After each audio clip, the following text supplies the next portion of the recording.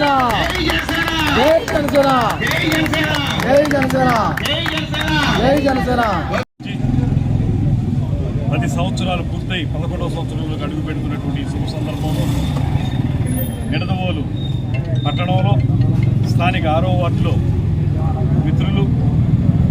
నిడదవోలు పట్టణ జనసేన పార్టీ అధ్యక్షులు రంగా రమేష్ గారి అధ్యక్షతన జరుగుతున్నటువంటి ఈ కార్యక్రమంలో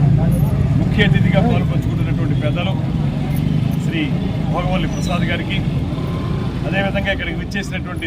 జనసేన పార్టీ, తెలుగుదేశం పార్టీ, అదేవిధంగా భారతీయ జనతా పార్టీకి చెందిన నాయకులకి, మహిళా తల్లులకి అందరికీ కూడా ఆవిర్భావ దినోత్సవ శుభాకాంక్షలు తెలియజేసుకుంటూ, ముఖ్యంగా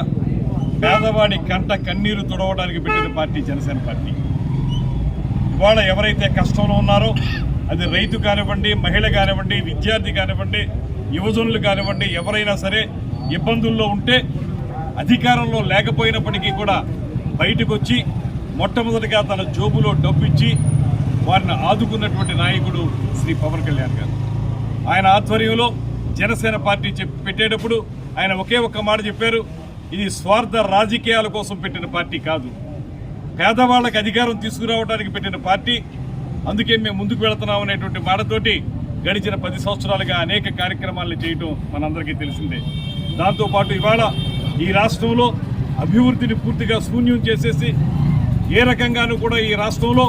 అభివృద్ధికి కానరానిటువంటి విధంగా తయారు చేసినటువంటి వైఎస్ఆర్ కాంగ్రెస్ పార్టీని ఈ రాష్ట్రం నుంచి పారద్రోలాలి అంటే మహాశక్తులుగా ఉన్నటువంటి తెలుగుదేశం పార్టీ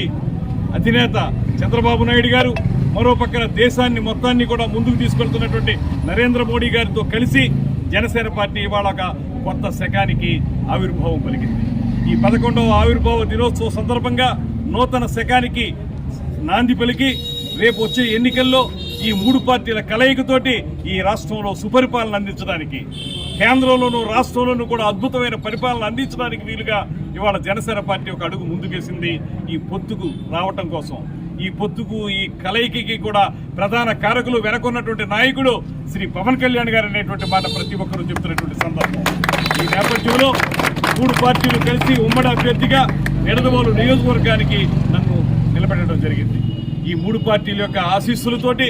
ఇక్కడ ఉన్నటువంటి పెద్ద నాయకులందరి యొక్క ఆశీస్సులతోటి 100% కూడా విజయం సాధిస్తామనేటువంటి నమ్మకం ఉంది. దానికి ఇవాళ ఇంత తక్కువ సమయంలో చెప్పినప్పటికీ ఇంత పెద్ద సంఖ్యలో వచ్చినటువంటి యువత, అదేవిధంగా మహిళా తల్లులు ఒక వార్డులో పెట్టుకున్నటువంటి కార్యక్రమానికి ఇంతమంది వచ్చినందుకు వారందరికీ కూడా ప్రత్యేకమైన ధన్యవాదాలు తెలియజేస్తూ,